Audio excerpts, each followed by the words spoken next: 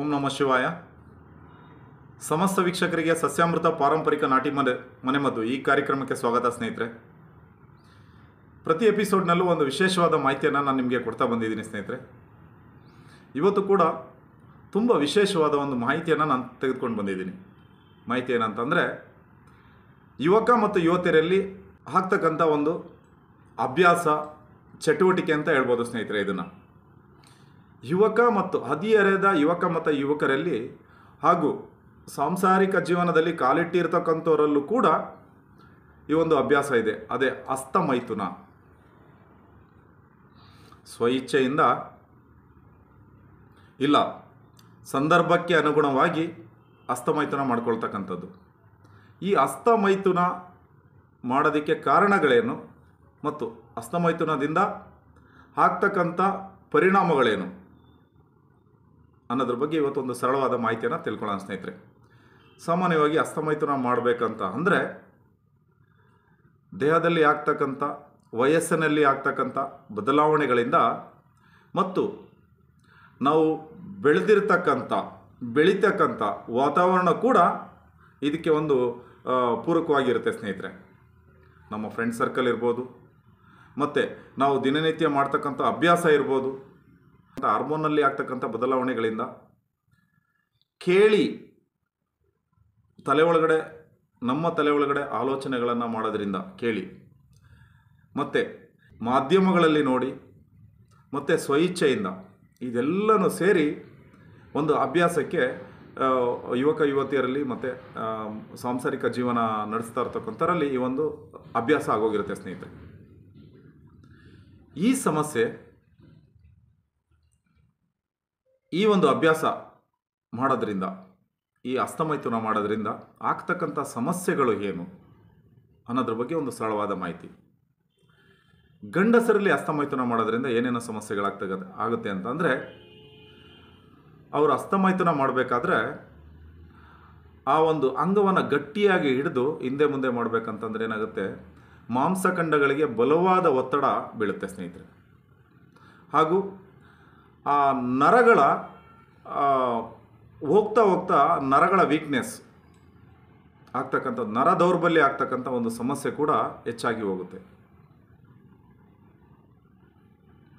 ಹೆಂಗಸರಲ್ಲಿ ಏನಾಗುತ್ತೆ, ಹೆಣ್ಣು ಮಕ್ಕಳಲ್ಲಿ ಏನಾಗುತ್ತೆ ಅಂತಂದರೆ, ಅಂಗದಲ್ಲಿ ಅಲರ್ಜಿ ಆಗ್ತಕ್ಕಂಥ ಸಾಧ್ಯತೆಗಳು ಬರ್ತಾ ಅಲರ್ಜಿ ಆಗ್ತಕ್ಕಂಥ ಸಮಸ್ಯೆಗಳು ಅತಿ ಹೆಚ್ಚಾಗಿ ಆಗುತ್ತೆ.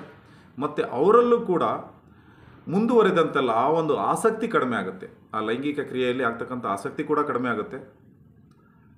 ಜೀವನ ಬೆಳೀತಾ ಹೋದಂತೆಲ್ಲ, ಆ ಸಮಯದಲ್ಲಿ ಅದು ಸರಿ ಅನಿಸ್ಬೋದು, ಜೀವನ ಬೆಳೀತಾ ಹೋದಂತೆಲ್ಲ ಆ ಒಂದು ಆಸಕ್ತಿ ಕಡಿಮೆ ಆಗ್ತಾ ಹೋಗುತ್ತೆ, ಕುಂದುತ್ತಾ ಹೋಗುತ್ತೆ, ಮತ್ತು ನರ ದೌರ್ಬಲ್ಯ ಜಾಸ್ತಿ ಆಗುತ್ತೆ ಸ್ನೇಹಿತರೆ. ಇದು ಹೆಂಗೆ ಅಂತ ಅಂದರೆ, ಅನೇಕ ಜನ ಹಸ್ತಮೈಥುನ ಮಾಡಿಕೊಂಡವರು ಒಂದು 30-35-40 ವರ್ಷದೊಳಗಡೆ ಅವರಿಗೆ ಲೈಂಗಿಕ ಕ್ರಿಯೆ ನಡೆಸಲಿಕ್ಕೆ ಸಾಧ್ಯವಾಗ್ತಾ ಇಲ್ಲ ಅಂತ ಎಷ್ಟೋ ನಿದರ್ಶನಗಳು ನಾವು ನೋಡಿದ್ದೀವಿ. ಮಹಿಳೆಯರಲ್ಲೂ ಕೂಡ ಅಲರ್ಜಿ ಆಗ್ತಕ್ಕಂಥ ಸಮಸ್ಯೆ, ಹಸ್ತಮೈಥುನ ಮಾಡಿ ಆದಮೇಲೆ ಅಲರ್ಜಿ ಆಗ್ತಕ್ಕಂಥ ಸಮಸ್ಯೆ ಅತಿ ಹೆಚ್ಚಾಗಿ ನಾವು ಕಾಣ್ತೀವಿ. ಮತ್ತು ಒಂದು 30-40 ವರ್ಷ ದಾಟಿದ ನಂತರ ಅವರಿಗೆ ಆ ಒಂದು ಆಸಕ್ತಿ ಇಲ್ಲದೆ ಇರ್ತಕ್ಕಂಥದ್ದು ಮತ್ತು ನರದೌರ್ಬಲ್ಯ ಆಗ್ತಕ್ಕಂಥ ಒಂದು ಸಮಸ್ಯೆ ಕೂಡ ಹೆಣ್ಮಕ್ಳಲ್ಲೂ ಕೂಡ ನಾವು ಕಾಣ್ತೀವಿ ಸ್ನೇಹಿತರೆ. ಈ ಒಂದು ಸಮಸ್ಯೆಯಿಂದ ಹೊರಗಡೆ ಬರಬೇಕಾದ್ರೆ ಯಾವ ಒಂದು ಅಭ್ಯಾಸವನ್ನು ಮಾಡಬೇಕು, ಇದು ತಲೆ ಒಳಗಡೆ ಬರಬಾರ್ದು ಅಂತಂದರೆ, ನಮ್ಮ ತಲೆ ಒಳಗಡೆ ಈ ಆಲೋಚನೆಗಳು ಬರಬಾರ್ದು. ಆಲೋಚನೆಗಳು ಬರುತ್ತೆ, ಅದನ್ನು ನಾವು ಯಾವ ರೀತಿ ನಿಯಂತ್ರಣ ಮಾಡ್ಬೋದು, ಅದಕ್ಕೆ ಒಂದು ಪೂರಕವಾದ ಅಭ್ಯಾಸಗಳನ್ನು ಏನೇನು ಮಾಡಬೇಕು ಅನ್ನೋದ್ರ ಬಗ್ಗೆ ಒಂದು ಸರಳವಾದ ಮಾಹಿತಿ ಸ್ನೇಹಿತರೆ.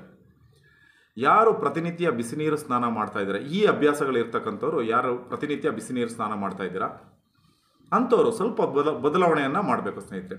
ಆ ಬಿಸಿನೀರು ಸ್ನಾನದಿಂದ ತಣ್ಣೀರು ಸ್ನಾನಕ್ಕೆ ಹೋಗಬೇಕು. ಮತ್ತು ನಿಮಗೆ ಇಷ್ಟವಾಗ್ತಕ್ಕಂಥ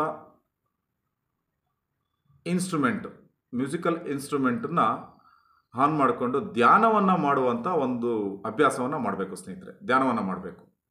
ಒಂದು 10-15 ನಿಮಿಷ ಪ್ರತಿನಿತ್ಯ ಧ್ಯಾನವನ್ನು ಮಾಡಬೇಕು, ತಣ್ಣೀರು ಸ್ನಾನವನ್ನು ಮಾಡಬೇಕು. ಮತ್ತು ಪ್ರತಿನಿತ್ಯ ಸರಳವಾದ ಎಕ್ಸಸೈಸ್ಗಳನ್ನು, ಸರಳವಾದ ವ್ಯಾಯಾಮವನ್ನು ಮಾಡಿ ದೇಹದಲ್ಲಿ ಬೆವರು ಬರ್ತಕ್ಕಂಥ ಒಂದು ಅಭ್ಯಾಸವನ್ನು ಮಾಡಬೇಕು. ಈ ಎಲ್ಲವೂ ಕೂಡ ಈ ಒಂದು ಮಾಡ್ಕೊಂಡಿರ್ತಕ್ಕಂಥ ಹಸ್ತಮೈಥುನ ಮಾಡ್ಕೊಂಡಿರ್ತಕ್ಕಂಥ ಅಭ್ಯಾಸವನ್ನು ಯಾರ್ಯಾರು ಮಾಡ್ಕೊಂಡಿದ್ದಾರೆ ಆ ಒಂದು ಕ್ರಿಯೆಯಿಂದ, ಆ ಒಂದು ಅಭ್ಯಾಸದಿಂದ, ಆ ಒಂದು ಚಟುವಟಿಕೆಯಿಂದ ನಿಧಾನವಾಗಿ ಹೊರಗಡೆ ಬರ್ತಕ್ಕಂಥ ಸಾಧ್ಯತೆ ಜಾಸ್ತಿ ಇದೆ ಸ್ನೇಹಿತರೆ.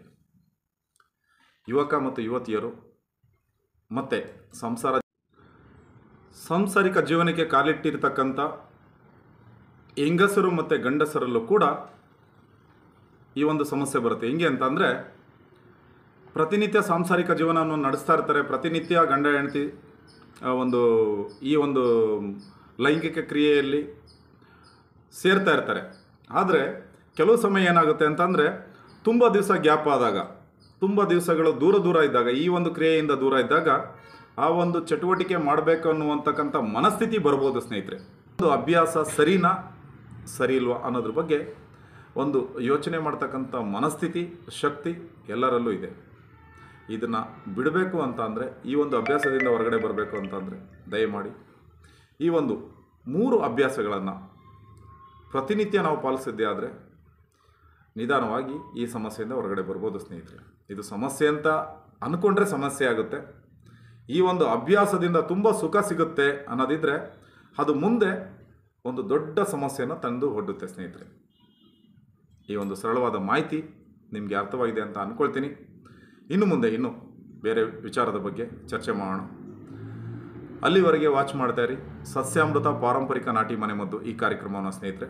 ಮತ್ತು ಶ್ರೀ ಶಿವಾನಂದಾಶ್ರಮ ಬಸವನಹಳ್ಳಿ ರೈಲ್ವೆ ಸ್ಟೇಷನ್ ಹತ್ರ ಇಲ್ಲಿ ಕುಡಿತದ ಚಟದಿಂದ ಯಾರು ಹೊರಗಡೆ ಬರಬೇಕು ಅಂತ ಇದ್ದರೆ ಅವರಿಗೆ ಔಷಧಿಯನ್ನು ಕೊಡ್ತೀವಿ. ಮತ್ತು ಕಣ್ಣಿನ ಸಮಸ್ಯೆ ಇರತಕ್ಕಂಥವ್ರಿಗೆ ಗಿಡಮೂಲಿಕೆಗಳಿಂದ ತಯಾರಿಸಿದ ಔಷಧಿ ಹನಿಗಳನ್ನು ಇಲ್ಲಿ ಹಾಕ್ತೀವಿ. ಸಮಸ್ಯೆ ಇರತಕ್ಕಂಥವ್ರು ಇಲ್ಲಿ ಬಂದು ಚಿಕಿತ್ಸೆಯನ್ನು ಪಡೆಯಬಹುದು ಸ್ನೇಹಿತರೆ. ಪ್ರತಿ ಅಮಾವಾಸ್ಯೆ ದಿವಸ ಕಣ್ಣಿಗೆ ಔಷಧಿ ಹನಿಗಳನ್ನು ಹಾಕುವುದರ ಮೂಲಕ ಗಿಡಮೂಲಿಕೆಗಳಿಂದ ತಯಾರಿಸಿದ ಔಷಧಿಗಳನ್ನು ನಾವು ಇಲ್ಲಿ ನೀಡ್ತೀವಿ ಸ್ನೇಹಿತರೆ. ಸಮಸ್ಯೆ ಇರ್ತಕ್ಕಂಥವ್ರು ದಯಮಾಡಿ ಸಂಪರ್ಕಿಸಿ.